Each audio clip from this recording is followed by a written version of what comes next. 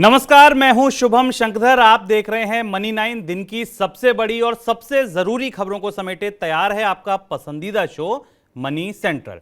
खबरों पर चर्चा के लिए मेरे साथ स्टूडियो में जुड़ गए हैं मनी 9 के एडिटर अंशुमान तिवारी जी। सर, बहुत स्वागत है आपका। और बताइए सर, आज कौन सी सबसे बड़ी खबर पे आज विश्लेषण करने वाले हैं आप? शुभम, इस कार्यक्रम में आने तक हम एक बड़ी खबर पर चर्चा करने वाले थे और ये पता चला था कि आज की सबसे बड़ी खबर होने वाली है जो भारत में बिजली की दरें बढ़ने लगी हैं। और जैसा हमने मनी सेंट्रल में पहले भी बताया था कि जैसे ही अप्रैल शुरू होगा अलग अलग राज्यों में बिजली महंगी होने लगेगी, जिस पर विस्तार से चर्चा करेंगे। लेकिन यहाँ तक आते आते एक और बड़ी खबर है जिस पर हम चर्चा करेंगे, वो ये कि रूस ने यूरोप की गैस सप्लाई बंद करने की अंतिम चेतावनी दे दी है, जिसे हम आज समझने की कोशिश करेंगे कि इसका असर क्या होगा। चलिए, और क्या समझेंगे और क्या जानेंगे, इस पर भी नजर डाल लेते हैं, देख लेते हैं ऑन द शो। तो सबसे पहले चर्चा होगी, क्या अमेरिका के कदम से रुकेगी तेल की तेजी? क्यों बढ़ गया भारत का चालू खाता घाटा? लो, आ गई बिजली की महंगाई। कितनी घातक है ये महंगाई वाली मंदी? सरकार क्यों कर रही कर्ज लेने में जल्दबाजी? और जाते जाते जानेंगे कि रुचि सोया से निवेशकों का भरोसा क्यों उठ गया। अमेरिका ने अपने क्रूड ऑयल स्टॉक से बड़ी मात्रा में कच्चा तेल जारी करने की बात कही है। अमेरिका के इस बयान के बाद विदेशी बाजार में कच्चे तेल की कीमतों में नरमी भी आई है। ब्रेंट क्रूड का भाव $100 के नीचे आ गया। सर, उस वाली खबर पर बात करें कि जहां रूस ने अंतिम चेतावनी दी, उससे पहले मैं ये जानना चाहूंगा कि अमेरिका के इस कदम का तेल के बाजार में असर कितना लंबा और कितना गहरा होगा? शुभम, इस बात की संभावना थी कि अमेरिका अपने स्ट्रेटेजिक रिजर्व्स का इस्तेमाल अंततः करेगा ताकि अंतर्राष्ट्रीय बाजार में तेल की कीमतों को कुछ थामा जा सके। पर यह बात इतनी आसान और इतनी सहज नहीं है जितनी सहज हमको पेट्रोलियम कच्चे तेल की कीमतों में गिरावट के आधार पर दिखाई देती है। तात्कालिक तौर पर कच्चे तेल की कीमतों में गिरावट हुई और ये जो एक रिफ्लेक्शन था या अंतर्राष्ट्रीय बाजार की प्रतिक्रिया थी राष्ट्रपति जो बाइडेन के इस फैसले से, जिसमें उन्होंने कहा कि वो 130 बिलियन बैरल तेल का करीब स्टॉक जो रिजर्व 180 मिलियन बैरल तेल अगले 6 महीने में बाजारों में जारी करेंगे। ये राशि बड़ी और ये मात्रा बड़ी दिखती है 188 मिलियन बैरल की। लेकिन जब इसे तोड़कर आप भीतर जाने की कोशिश करें तो आपको दिखता है कि तेल बाजार उतना आश्वस्त नहीं है। इसलिए अगले कुछ दिनों में कच्चे तेल की कीमतों में एक वापसी करने की संभावना दिखाई देती है। पहली चीज तो ये कि करीब 1 मिलियन बैरल पर डे के आसपास का ये औसत बनता है। रूस से जो होने वाला नुकसान है बाजार में आपूर्ति का, वो 3 से 4 मिलियन बैरल का है। यानी बाजार में अगर 1 मिलियन बैरल का अतिरिक्त तेल आता भी है अमेरिका के रिजर्व से, तो भी 2 मिलियन बैरल के आसपास की शॉर्टेजेस बाजार में बनी रहेगी, जिस शॉर्टेज को बाजार करीब से देखेगा और उस हिसाब से प्रतिक्रिया करेगा। बड़ा फैसला है। 1974 के बाद अमेरिका ने अपने स्ट्रेटेजिक ऑयल रिजर्व बनाने शुरू किए थे जब अरब ने ऑयल एम्बार्गो लगाया था, और उसके बाद से ये पहली अभी तक की शायद सबसे बड़ी रिलीज है जो स्ट्रेटेजिक रिजर्व से की जा रही है। तो पहली चीज़ तो ये कि उतनी नहीं है जितनी बाजार में कमी को पूरी कर सके, इसलिए तेल की कीमतों में तात्कालिक असर तो है, लंबा असर इससे नहीं दिखाई देगा। दूसरा महत्वपूर्ण संकेत इससे यह है कि अमेरिका अपने सारे दबाव और कूटनीतिक कोशिशों के बाद भी ओपेक देशों को अपना उत्पादन बढ़ाने के लिए राजी नहीं कर सका। यानी जो सबसे महत्वपूर्ण हिस्सा रखते हैं दुनिया के तेल उत्पादन में, लगभग 40% उत्पादन ओपेक देशों से आता है और खासतौर से मिडिल ईस्ट के कंट्रीज से आता है, जिन्हें हम तकनीकी भाषा में स्विंग प्रोड्यूसर्स कहते हैं, जिनके पास एक क्षमता है कि वो बाजार में मांग और आपूर्ति के हिसाब से उत्पादन बढ़ा सकें। उन्होंने फिलहाल अपने निर्धारित ओपेक कार्यक्रम से बाहर जाने का फैसला नहीं किया है। यानी वो जिस कार्यक्रम के हिसाब से वो अपने उत्पादन बढ़ाएंगे वो जारी रहेगा। अंतर्राष्ट्रीय बाजार में कच्चे तेल की कीमतों में तेजी का उन पर असर नहीं है। दूसरी महत्वपूर्ण बात इसी से जुड़ी हुई शुभम ये कि जो नॉन ओपेक प्रोड्यूसर्स हैं, हालांकि वो 60% उत्पादन में हिस्सा रखते हैं दुनिया के कच्चे तेल में, लेकिन उनकी क्षमताएं सब पीक पर हैं। इसलिए अमेरिका या बाकी देश जो नॉन ओपेक देश हैं वो अचानक तत्काल उतना उत्पादन बढ़ाने की स्थिति में नहीं है जिससे कि ये 3 से 4 मिलियन बैरल प्रतिदिन की जो कमी है ये पूरी हो जा सके। तो ये दूसरी बात है जो हमारे लिए समझना जरूरी।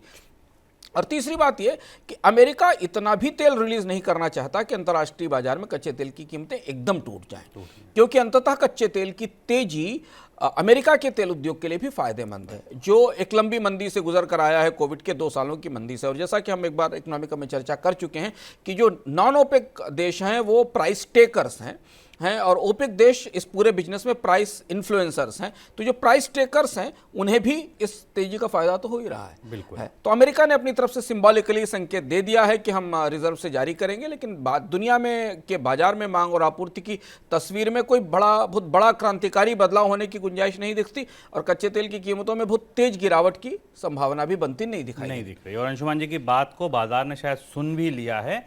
जब हम लोग आ रहे थे तो ब्रेंट क्रूड का जो फ्यूचर था वो नेगेटिव, मतलब कि गिरकर काम कर रहा था, और अब ब्रेंट क्रूड के फ्यूचर में 1% की तेजी आ गई और ये वापस $105.60 के पास पहुंच गया है। सर, दूसरी खबर वही जो आपने बताई कि रूस ने अंतिम चेतावनी दे दी है कि वो यूरोप के लिए गैस की सप्लाई बंद कर देगा। कैसे ये चेतावनी दी और इसका क्या असर होगा? रूस के राष्ट्रपति व्लादिमीर पुतिन ने कल एक डिक्री या एक आदेश साइन किया जिसमें उन्होंने कहा कि जो हमारे अनफ्रेंडली कंट्री हैं वो यदि रूबल में गैस का भुगतान नहीं करते हैं तो उनकी गैस सप्लाई बंद कर दी जाएगी, हम उन्हें गैस नहीं देंगे, और उसके लिए आज शुक्रवार की समय सीमा तय की गई है। इसके बाद यूरोप के कई सारे देशों में हड़कंप मचा हुआ। थोड़ी चेतावनी है, थोड़ा भय है, और ज़्यादातर जो बड़े देश हैं वो इसे पुतिन का ब्लैकमेल का एक और तरीका मान रहे हैं। इसे अमेरिका ने कहा है कि कितना डिस्परेट है रूस प्रतिबंधों के सामने और इसलिए वो ऐसी धमकी दे रहा है। पुतिन की धमकी कितनी कारगर होगी ये पता नहीं है, क्योंकि इसमें हमें परस्पर विरोधी संकेत मिल रहे हैं। ये अभी पिछले 2-3 घंटे की बात है। जर्मनी और इटली ने इसे ब्लैकमेल कहा है और उनका मानना यह है कि पुतिन गैस की सप्लाई बंद नहीं कर पाएंगे, क्योंकि अभी भी उन्हें हम जो भुगतान कर रहे हैं वो यूरो और डॉलर में कर रहे हैं, क्योंकि गैस की सप्लाई प्रतिबंधों के दायरे से बाहर है। और यूरोप के देशों को जो गैस यूक्रेन की पाइपलाइन के जरिए या बाल्टिक सी से जो पाइपलाइंस उनके जरिए आती है उस पर अभी कोई असर नहीं पड़ा है। तो अगर पुतिन ये गैस बंद करते हैं तो जो थोड़ा बहुत यूरो और डॉलर उनके पास पहुंच रहा है खर्च के लिए वो भी बंद हो जाएगा। तो जर्मनी और इटली जो कि बड़े बायर हैं वो ये मान रहे हैं कि ये सिर्फ धमकी है, ये ब्लैकमेल है, ये दबाव की कोशिश है। अंतर्राष्ट्रीय एजेंसियों ने गैज़प्रोम से, जो सबसे बड़ी सप्लायर है जो यूरोप में गैस की सप्लाई करती है, रूस की एजेंसी, उससे बातचीत के बाद इस तरीके की खबरें जारी की हैं जिसमें गैज़प्रोम ने कहा है कि अभी फिलहाल उसे सप्लाई बंद करने का कोई आदेश नहीं दिया गया है। तो इसका एक पहलू ये है, लेकिन बाकी यूरोप के देशों में घबराहट और बेचैनी जरूर है कि पुतिन कहीं गैस की आपूर्ति बंद ना कर दें। इस बात की संभावना पहले से थी शुभम, हम लोगों ने मनी सेंट्रल में लगातार इस पर चर्चा की है। ये एनर्जी वार है। दरअसल यूक्रेन पर हमला और क्रीमिया पर 2014 में पुतिन का हमला और यूक्रेन पर रूस का हमला, इस पूरी प्रीमाइस के साथ, इस सारी बुनियाद के साथ ही शुरू हुआ था कि यूरोप की गैस और एनर्जी की जो विंड पाइप है, जो सांस की नली है, वो पुतिन के कंट्रोल में है। और उसी के कारण वो यूरोप को अपनी आक्रामकता पर, अपनी विस्तारवादी योजनाओं पर सहमत होने के लिए बाध्य कर सकते हैं। लेकिन ऊर्जा वार या एनर्जी वार अब एक निर्णायक मुकाम पर पहुंच रहा है। पुतिन जवाब देंगे और गैस की सप्लाई अगर बंद करते हैं तो हमें यूरोप के कुछ बाजारों में, कुछ देशों में अगले 15 दिन, 1 महीने के लिए तेज हड़कंप दिखाई देगा। हालांकि यूरोप ने इसकी तैयारी पहले से कर रखी है। बिल्कुल।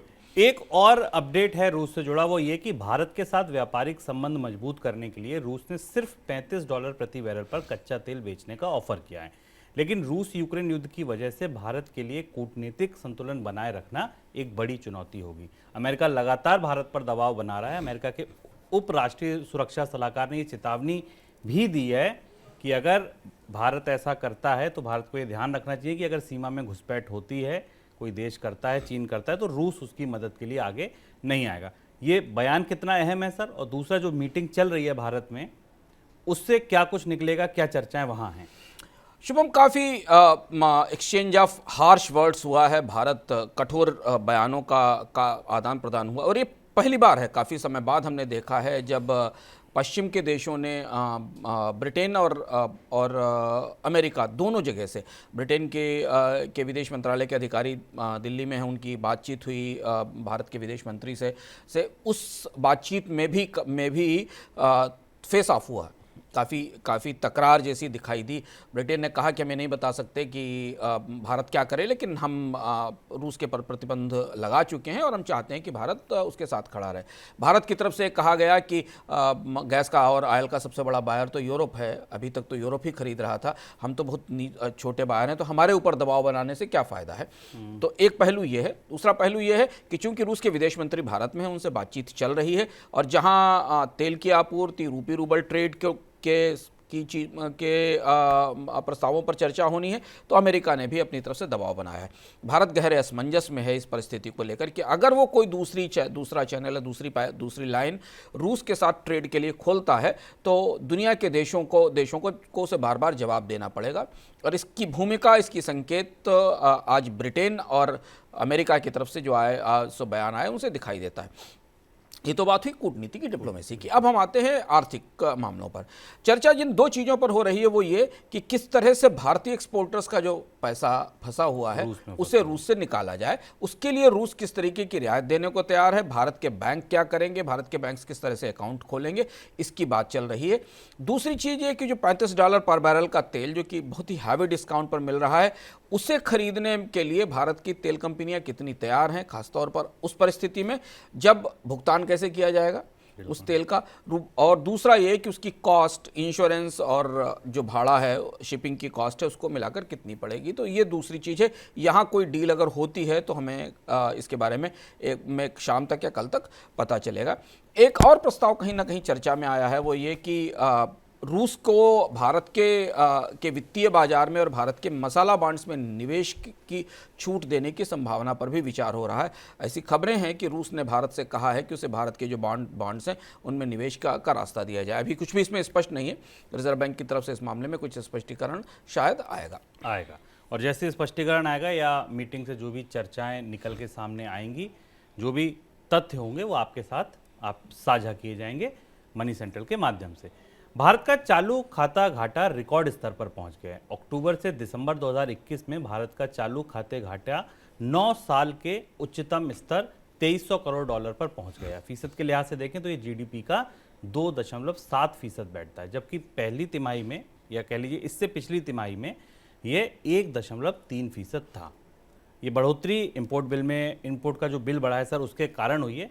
और क्या वजह है सर जिसकी वजह से कैट में एकदम इतनी तेज बढ़ोतरी देखी, और ये आपको क्या लग रहा है आगे कैसी स्थिति बनती दिखती है? शुभम, 13 तिमाहियों का सबसे बड़ा स्तर है चालू खाते के घाटे का। मनी सेंट्रल के किसी हाल के ही एपिसोड में हमने कहा था कि भारत के बारे में जो भारत की विकास दर के आकलन आ रहे हैं वो ये मान रहे हैं कि भारत का चालू खाते का घाटा जीडीपी के 3% और 3.2% के आसपास तक जा सकता है। हम उसके आसपास पहुंच गए हैं, 2.7% के आसपास। सबसे महत्वपूर्ण बात है ये बढ़ोतरी जो पिछले क्वार्टर की तुलना में काफ़ी बड़ी है। पिछले क्वार्टर में भारत का चालू खाते का घाटा जो था उसकी तुलना में ये लगभग 3% के आसपास पहुंच चुका है।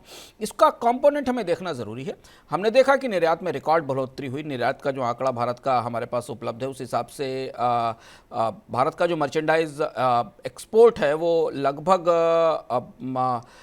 41% बढ़ा और 108 क्वार्टर के हिसाब से थर्ड क्वार्टर में वो $108 बिलियन था, सेकंड क्वार्टर में वो करीब $77 बिलियन के आसपास था।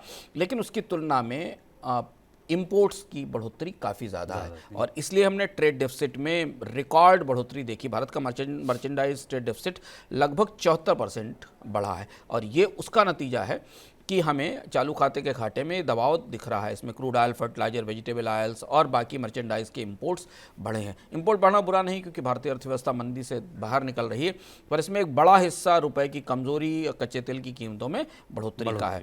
सर्विसेज एक्सपोर्ट, भारत का जो सर्विसेज सरप्लस है वो बेहतर है। सर्विसेज से जो भारत को विदेशी मुद्रा मिलती है वो बेहतर स्थिति में है, लेकिन फिलहाल चालू खाते का घाटा एक दबाव है कि बड़ा दबाव है अर्थव्यवस्था पर, क्योंकि भारत में विदेशी मुद्रा की आवक या और निकासी का अंतर बताता है।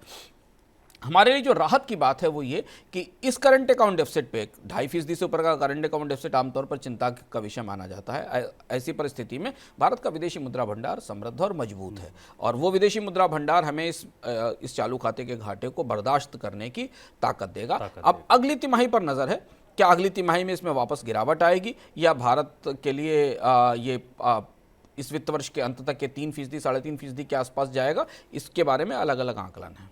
बिल्कुल, चलिए अगली खबर की ओर बढ़ते हैं। वित्त वर्ष की शुरुआत होते ही महंगाई की चिट्ठियां घर आने लगी। कॉमर्शियल सिलेंडर महंगा हो गया, नेचुरल गैस के दाम बढ़ गए, टोल पर आज से ज़्यादा पैसे लगने लगे। मारुति ने कहा कि वो कार महंगी करने पर विचार कर रही है। ब्रिटानिया ने बिस्किट के दाम महंगे कर दिए। बस इतना ही नहीं, राज्यों में बिजली के दाम भी बढ़ने लगे हैं। जी हाँ, कई राज्यों ने अपने यहाँ बिजली की दरें बढ़ा दी हैं और कई इसकी तैयारी में है। मध्य प्रदेश, उत्तराखंड, तेलंगाना, आंध्र प्रदेश, हरियाणा, यहाँ बढ़ोतरी हो चुकी है और कई जगहें ऐसी हैं जहाँ पर ये प्रस्ताव चल रहे हैं, जहाँ पर ये माना जा रहा है कि अगले 1 से 2 दिन में, क्योंकि वित्त वर्ष शुरू हो चुका है, बढ़ोतरी हो जाएगी। आपको ध्यान होगा मनी सेंट्रल ने आपको कम से कम 10 एपिसोड पहले ये बता दिया था कि कैसे बिजली कंपनियों की लागत बढ़ रही है और क्यों बिजली आपको आने वाले दिनों में महंगी मिलेगी। सर, हर बड़े राज्य में लगभग बिजली महंगी हो गई। हम सामने चार्ट देख रहे हैं, औसत बढ़ोतरी 2-2.5% से लेकर और तेलंगाना में 14% तक है। बढ़ोतरी कितनी तीखी है और आपको क्या लगता है आगे कहां तक जा सकती है? शुभम, हमें इस बात की संभावना थी कि जितने भी राज्यों के विद्युत नियामक हैं, जो राज्य के बिजली वितरण कंपनियों को बिजली दरें बढ़ाने की सिफारिश करते हैं, वो इन प्रस्तावों को तैयार लिए हुए बैठे हुए थे। मनी सेंट्रल के दर्शकों को याद होगा कि केंद्र सरकार के ऊर्जा मंत्रालय ने ये बात फरवरी में ही राज्यों से कही थी कि आपको बिजली दरें बढ़ाने में अब देर नहीं करनी चाहिए, क्योंकि एक तो कोयले की लागत बढ़ रही है, खासतौर से इंपोर्टेड कोल की कॉस्ट बढ़ रही है और बाकी भी लागतें बढ़ रही हैं। इंतजार सिर्फ इस बात का था कि नया वित्त वर्ष शुरू हो, कुछ राज्यों के चुनाव खत्म हो, तो अब महंगाई चौतरफा आपके पूरे एनर्जी बास्केट और ईंधन बास्केट की महंगाई हमारे सर पर आ गई है। जैसे मध्य प्रदेश की बढ़ोतरी को देखें, मध्य प्रदेश की बढ़ोतरी में मध्य प्रदेश के पास करीब रेवेन्यू गैप 1181 करोड़ रुपए का है और जो एग्जिस्टिंग टैरिफ हैं वो केवल 2.64% बढ़ाए गए। यानी यहाँ इस बात की संभावना है कि बिजली दरों में एक बढ़ोतरी की गुंजाइश और दिखाई देती है, क्योंकि जो कमीशन ने एग्रीगेट रेवेन्यू रिक्वायरमेंट बताई है 2022-23 के लिए, वो 45,971 करोड़ रुपए के आसपास है, जबकि जो रेवेन्यू गैप आया है वो 1181 करोड़ रुपए से भरा जाएगा। यानी कि या तो बिजली की खपत कम होगी, बिजली की कटौती होगी, बिजली की आपूर्ति में गिरावट आएगी, या फिर दरें और बढ़ेंगी। आंध्र प्रदेश का आंकड़ा हमारे पास है। तेलंगाना में बिजली की दरें काफ़ी तेज़ी से बढ़ी हैं। तेलंगाना में सबसे ज़्यादा बढ़ोतरी है, तेलंगाना का नंबर हमारे पास है, 14% की बढ़ोतरी तेलंगाना में हुई है। और इसी तरह हरियाणा की बिजली दरों में बढ़ोतरी करीब जो राज्य सरकार का आंकड़ा बता रहा है शुभम, वो करीब 25 पैसे प्रति यूनिट महंगी हो गई है, 0 से 150 यूनिट के करीब। कर्नाटक में तैयारी चल रही है, केरल में बिजली दरें बढ़ाने की तैयारी चल रही है। तो महाराष्ट्र में जो प्रमुख बिजली कंपनियां हैं, प्राइवेट बिजली कंपनियां हैं, उन्होंने कोयले की लागत और बढ़े हुए कच्चे माल की लागत को ट्रांसफ़र करने की बात कही है। ज़्यादातर अगर राज्यों के अलग अलग विश्लेषण देखें तो राज्य सरकारों ने जितनी बिजली दरों में बढ़ोतरी करनी चाहिए उससे कम की है। राजनीतिक दबाव है, महंगाई काफ़ी है, लेकिन ये इस बात का संकेत है कि आने वाले समय में इन राज्यों को एक और बढ़ोतरी करनी पड़ेगी। जैसे उड़ीसा ने अभी बढ़ोतरी की घोषणा नहीं की और मना किया, क्योंकि उड़ीसा ने पिछले 2 सालों में अपने बिजली दरें बार बार कोविड के दौरान बढ़ाई थी। अगर आप राज्य डिस्कॉम्स के घाटे देखें, जनरेशन कंपनीज के ऊपर कोयला कंपनियों के बकायेदारी देखें और उन राज्यों के विद्युत नियामक आयोगों की सिफारिशें देखें, तो भारत में बिजली की एक और बड़ी महंगाई आने वाले समय में आएगी। और अगर ऐसा नहीं होता है तो फिर बिजली की शॉर्टेजेस होंगी, कटौती होगी और बिजली की आपूर्ति में कमी की जाएगी, क्योंकि एक सीमा से अधिक जनरेशन कंपनियां या डिस्कॉम्स इसका घाटा नहीं उठा पाएंगे। तो आप अपनी पीठ मजबूत रखिए। केवल पेट्रोल, डीजल या कमर्शियल सिलेंडर या गैस की कीमत ही नहीं, बिजली की कीमत भी इस गर्मी में एक से ज़्यादा बार बढ़ सकती है। सर, पीठ कहाँ मजबूत रखें ये और बताइए। टोल महंगे हो गए, सिलेंडर महंगा हो गया, हवाई जहाज का जो ईंधन है ATF वो महंगा हो गया, अब बिजली भी महंगी हो गई। ये महंगाई कितनी बड़ी चिंता आपको लगता है? बेस मेटल हम दिखा ही चुके हैं, वहाँ की महंगाई बढ़ गई, क्रूड महंगा चल ही रहा है। कितनी बड़ी चिंता आपको लगता है ये आने वाले दिनों में हो सकती है? क्योंकि महंगाई ऐसा नहीं है कि रुक गई है, यहाँ से भी आगे लग रहा है कि और बढ़ती जाएगी। शुभम, एक महत्वपूर्ण चीज जो जिस तरफ आप इशारा कर रहे हैं वो ये कि भारत में इन्फ्लेशन का जो एक्सपेक्टेशंस है, मौद्रिक भाषा में जो केंद्रीय बैंक और सरकारों की सबसे बड़ी चुनौती होती है कि वो ये जान सके कि इन्फ्लेशन की संभावनाएं कितनी ज़्यादा हैं। दुनिया में 2 ही तरीके से इन्फ्लेशन के एक्सपेक्टेशंस नापे जाते हैं। या तो आपके पास इन्फ्लेशन रिलेटेड बॉन्ड हो जिनमें लोग निवेश बढ़ाते हैं और उससे पता चलता है कि लोग महंगाई की संभावना के आधार पर निवेश कर रहे हैं, और दूसरा यह है कि आपके पास कंज्यूमर सेंटीमेंट हो या कंज्यूमर के सेंटीमेंट का इंडेक्स हो। रिजर्व बैंक के पास अभी इन्फ्लेशन इंडेक्स बॉन्ड नहीं है। 2014 में उसमें बदलाव किया गया था। वो बॉन्ड पहले था जो WPI बेस्ड था, फिर RBI ने अपनी मौद्रिक पॉलिसी को CPI बेस्ड कर दिया, यानी कंज्यूमर इन्फ्लेशन पे बेस्ड कर दिया, और फिर वो बॉन्ड फिलहाल पीछे कहीं चला गया।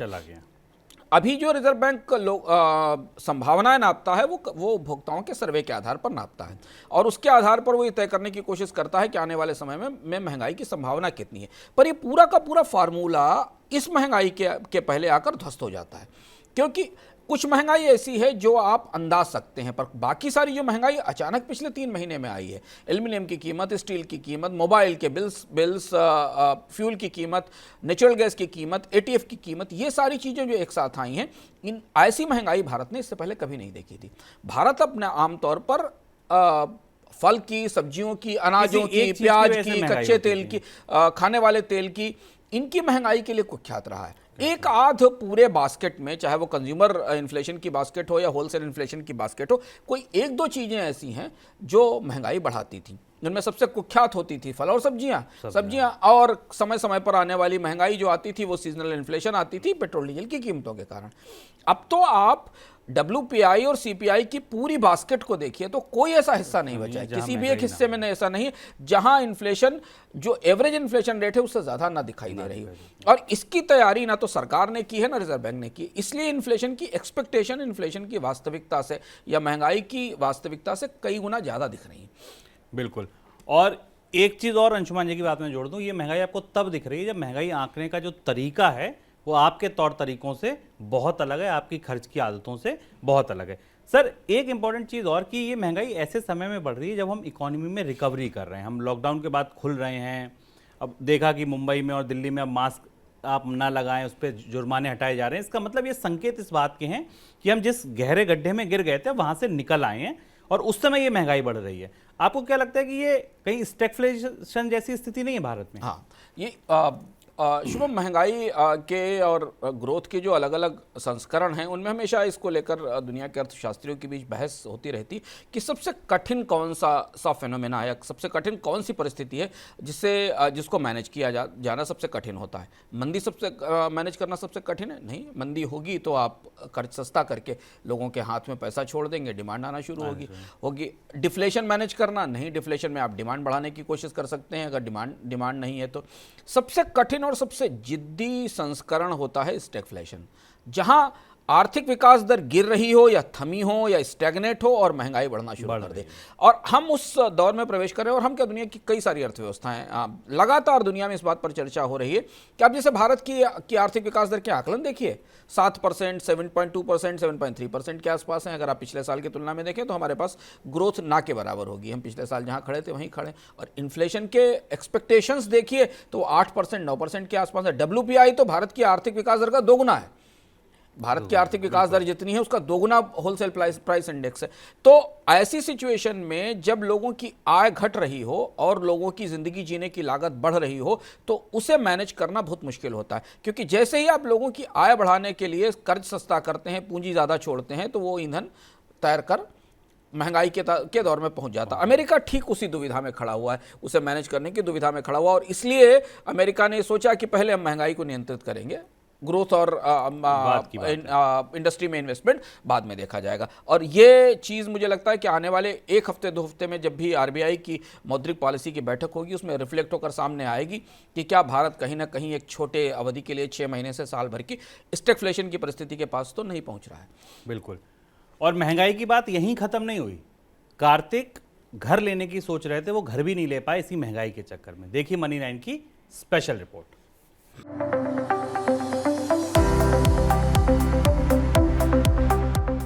गाजियाबाद के रहने वाले कार्तिक घर लेने का पूरा मूड बना चुके थे।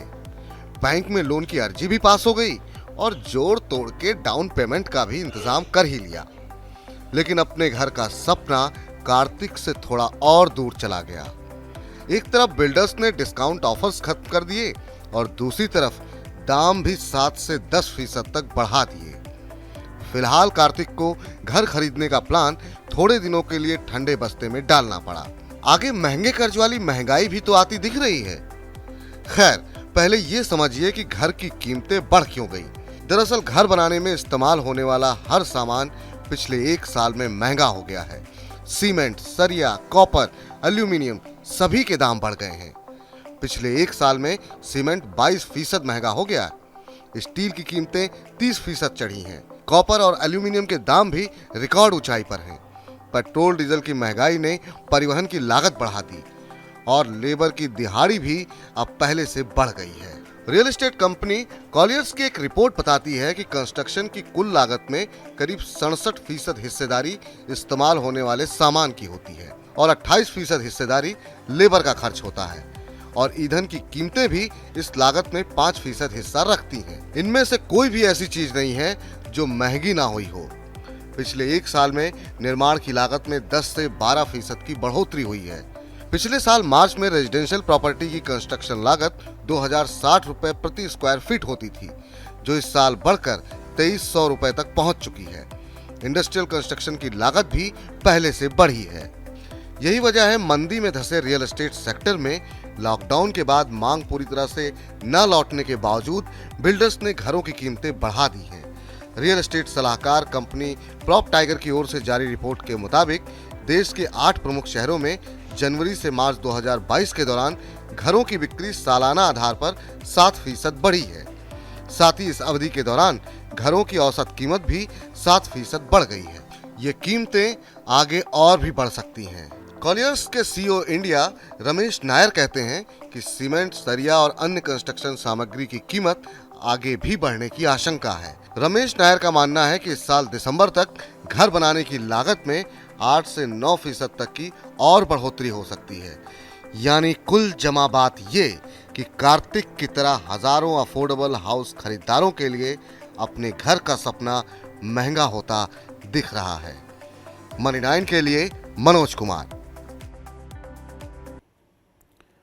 सर, रमेश नायर जी भी यही कह रहे हैं कि अभी 8 से 10% और महंगाई आ सकती है। यही एक्सपेक्टेशन इन्फ्लेशन की। अब ये एक्सपेक्टेशन आपको आरबीआई के सर्वे में या सरकारों के आंकड़े में नहीं दिखती। ऐसे ही अगर आप किसी एफएमसीजी कंपनी के सीईओ से बात करें, आप किसी छोटे इंडस्ट्रियलिस्ट से बात करें जो स्टील, एल्युमिनियम या कॉपर का इस्तेमाल करता है, वो जब आपसे बात करेगा तो वो ये नहीं कहेगा कि आने वाले समय में कीमतें कम होंगी, वो हमेशा ये कहेगा कि आने वाले समय में कीमतें बढ़ेंगी। और इन्फ्लेशन की एक्सपेक्टेशंस सीधे असर करती हैं बहुत सारी चीज़ों के ऊपर, उनकी कीमतों पर, उनके फैसलों पर। यहाँ हम उस दुविधा में खड़े हुए हैं।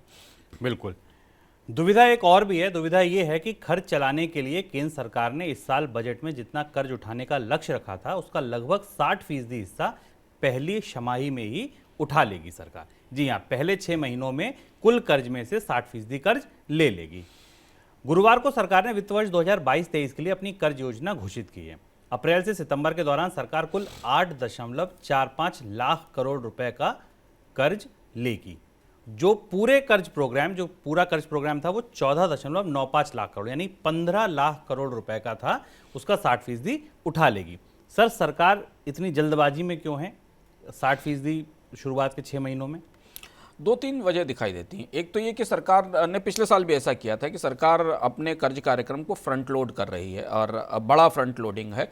इससे 2 संकेत निकाले जा सकते हैं। एक तो इस साल के अंत तक जो भी व्यवस्थाएं विनिवेश के जरिए, अतिरिक्त राजस्व के जरिए संभाली जानी थी, वो नहीं हो पाई।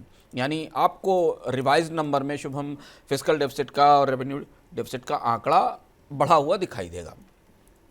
दूसरी चीज़ है कि अर्थव्यवस्था में सरकार भले उसे नकारे, पर सरकार के अधिकारी आंकड़े ये बता रहे हैं कि अर्थव्यवस्था में अगली तिमाही 2 तिमाहियों में कम से कम उतनी तेज विकास दर की उम्मीद नहीं है। यानी जो रिकॉर्ड रेवेन्यू कलेक्शन की उम्मीद बनाई जा रही थी वो शायद नहीं दिखाई देगी। और तीसरी चीज़ ये, सबसे महत्वपूर्ण चीज़ ये कि बाजार में ब्याज दरें बढ़ेंगी ही बढ़ेंगी। रिजर्व बैंक एक सीमा से अधिक सरकार को सस्ता कर्ज उपलब्ध कराने की गारंटी नहीं दे सकता। तो उससे पहले कि रिजर्व बैंक एक और टाइम ले ले, एक और तिमाही ले ले, सरकार की कोशिश है कि अभी मौजूदा कीमतों पर जो सस्ती कीमतें हैं उन पर जितना कर्ज जुटाया जा सके वो जुटा लिया जाए, क्योंकि सरकार सबसे बड़ी बारोअर है। तो ब्याज दरें बढ़ने का सबसे बड़ा असर सरकार की पर पड़ता है और इसलिए सरकार की कोशिश ये रहेगी कि उससे पहले, समय से पहले थोड़ा कर्ज जल्दी उठा लिया जाए और अगले हाफ में या अगली छमाही में राज्यों को कर्ज उठाने के लिए बाजार में स्पेस दिया जाए। सर, क्या इसी वजह से यही खबर जो आपने समझाई, यही खबर सुन के बॉन्ड यील्ड भड़क गई? कल यही हुआ। कल आखिरी दिन था साल का और अचानक बॉन्ड यील्ड्स में हमने करीब 30 से 40 बेसिस पॉइंट की बढ़ोतरी देखी। 6 बेसिस पॉइंट की बढ़ोतरी देखी, जो कि आमतौर पर सरकार का कर्ज कार्यक्रम घोषित होने के बाद आती है। बॉन्ड यील्ड करीब 6.8% के आसपास पहुंच गई, 7% के आसपास पहुंचने की संभावना दिखाई दे रही है। तो इसका मतलब ये है कि जो बॉन्ड मार्केट है उसको पता है कि सरकार के रेवेन्यू का आंकड़ा बिगड़ रहा है, उससे ज़्यादा कर्ज लेने की ज़रूरत पड़ेगी और यहीं से रिजर्व बैंक की दुविधा शुरू होती है। जब रिजर्व बैंक मौद्रिक पॉलिसी की समीक्षा करेगा इस महीने में और जब ये बताएगा तो उसे दिखाई देगा कि कम से कम 7% के आसपास की बॉन्ड यील्ड उसके सर पर टंगी हुई है, जहां से सरकार को कर्ज मिलेगा। तो इसलिए उसे महंगाई से लड़ने की निर्णायक लड़ाई करनी पड़ेगी। ये सरकार के कर्ज कार्यक्रम और बॉन्ड मार्केट का संकेत हमारे पास है। बिल्कुल, और आप इस बात से भी अंदाज लगा सकते हैं, भले नीतिगत दरें रेपो रेट आरबीआई ने ना बढ़ाई हो, लेकिन सरकार जब बाजार से कर्ज लेने जा रही है तो उसे 7% पर कर्ज मिलने लगा है। आपको 7% पर होम लोन तब मिल रहा था जब सरकार को 5.90 यानी कि 6% या उसके नीचे कर्ज मिल रहा था। तो जब सरकार को 7% पे कर्ज मिलने लगा है, तो अगर अब आप होम लोन लेने जाएंगे, कार लोन लेने जाएंगे, तो निश्चित तौर पर यह आपको पिछले 6 महीने या साल भर के तुलना में थोड़ा सा महंगा मिलेगा। चलिए अगली खबर की तरफ बढ़ते हैं। रुचि सोया के फॉलो ऑन पब्लिक ऑफर यानी एफपीओ के लिए विदेशी संस्थागत निवेशकों ने जितनी बोलियां लगाई थी उनमें से 97% बोलियां रद्द कर दी। जी हां, आपने सही सुना, 97%। शेयर बाजार रेगुलेटर सेबी ने रुचि सोया में बोलियां रद्द करने की व्यवस्था की थी, 3 दिन का समय दिया था। जैसे ये व्यवस्था शुरू हुई, विदेशियों को मौका मिला, रिटेल निवेशकों को मौका मिला, उन्होंने अपनी बोलियां रद्द कर दी। सर, इतना भरोसा कैसे उठ गया इस एफपीओ से कि 97% बोलियां रद्द हो गई? अगर आप प्राइसिंग की दृष्टि से देखें शुभम ना, तो प्राइसिंग की दृष्टि से जो रुचि सोया के एफपीओ का प्राइस है और जो मार्केट में रुचि सोया के शेयर का प्राइस है उसके बीच में आर्बिट्राज के फायदे की संभावना दिखाई देती है। क्योंकि 650 के आसपास का शेयर खुला है, आज भी बाजार लड़खड़ाने के बाद भी वो 900 रुपये के आसपास टिका हुआ था। तो अगर आपको अलॉटमेंट होता है तो आप तत्काल एक मुनाफे के साथ इसे बाजार में बेच सकते हैं। इस संभावना को देखते हुए भी विदेशी निवेशकों ने कॉर्पोरेट गवर्नेंस के सीरियस इश्यूज के कारण वहाँ से निवेश किया और ये अपने तरीके का पहला घटनाक्रम है कि किसी एफपीओ पर में निवेशकों को अपनी बोलियां वापस लेने की इजाज़त दी गई। छोटे निवेशकों ने, रिटेल निवेशकों ने तो इसमें बहुत ज़्यादा पैसा नहीं लगाया था। विदेशी निवेशकों ने जो पैसा लगाया था उन्हें आने वाले समय में सीरियस कॉर्पोरेट गवर्नेंस के इशू इस कंपनी में दिखाई दे रहे हैं और उसका संकेत हमें उनके इस फैसले से दिखाई देता है। अदरवाइज अगर आप कॉर्पोरेट गवर्नेंस के इशूज़ को किनारे कर दें तो बिजनेस मॉडल के हिसाब से रुचि सोया मजबूत कंपनी है, उसका बाजार में इटबिलाल बाजार में बड़ा हिस्सा है, कंपनी का मैनेजमेंट कुछ नए हिस्सों में डाइवर्सिफाइड कर रहा है। पर ये सारी चीज़ें आर्बिट्राज की संभावना भी बाजार में है, इसके बाद भी कॉर्पोरेट गवर्नेंस का इशू कंपनी की साख पर और रुचि सोया के आईपीओ पर भारी पड़ा है, ऐसा दिखता है। और यही वजह है कि विदेशी निवेशकों ने अपनी बोलियां और शेयर खरीदने का बोलियां वापस लेनी और शेयर खरीदने के प्रस्ताव रद्द किए हैं। बिल्कुल, और आज बाजार में रुचि सोया का शेयर 2% से ज़्यादा की गिरावट के साथ बंद हुआ। हालांकि रुचि सोया का पब्लिक इशू सब्सक्राइब हो गया है, करीब 3.6 टाइम्स सब्सक्राइब हो गया। 28 मार्च 2022 की जो रिपोर्ट है इसे करीब 17,60,000 के आसपास 17,60,68,000 इक्विटी शेयर्स के बिट्स मिले हैं, जो कि 4 करोड़ शेयर्स के अगेंस्ट है, 4.89 करोड़ शेयर्स के अगेंस्ट है। बिल्कुल, तो ये थी हमारी आज की पेशकश मनी सेंट्रल की। अब आपसे मुलाकात होगी सोमवार को शाम 7 बजे और उससे पहले इकोनॉमिकम में जरूर आऊंगा मैं अंशुमान जी के साथ 11:15 बजे रविवार को। सर, वहां इस बार आप क्या बताएंगे? इस बार हम महंगाई पर चर्चा करने वाले हैं। जो चीज़ आप सब महसूस कर रहे हैं, देख रहे हैं और फील कर रहे हैं और जिस पर आमतौर पर जो अब हमारे अनुभवों में, हमारी दैनिक जिंदगी में है पर हमारी चर्चाओं से बाहर है। सरकार और रेगुलेटर इस पर चर्चा करने से, सवालों से बचते हैं। वो महंगाई के कुछ नए तथ्य, कुछ नई ज़रूरी चीज़ें, किसको कितना महंगाई प्रभावित करती, क्या सबकी जेब पर एक जैसा असर महंगाई का होता है? ऐसा नहीं है। इस विशेष अर्थात और इकोनॉमिकम के संस्करण में हम आपको महंगाई की कुछ नई, बिल्कुल नई और अनजानी तस्वीर दिखाएंगे, जिससे आप समझ सकें कि सबकी महंगाई देश में अलग अलग होती है। ना कंपनियां महंगाई छोड़ने को तैयार है, ना बाजार और ना अंशुमान जी। जिस प्रोग्राम में बैठते हैं महंगाई का एक नया संस्करण आपको समझा देते हैं। चलिए फिर इस बार किस्सों का सिक्का और महंगाई पर अपना अर्थात दोनों सुनना ना भूलिएगा रविवार को 11:15 बजे हम आपको मिलेंगे। तब तक के लिए दीजिए इजाजत, नमस्कार।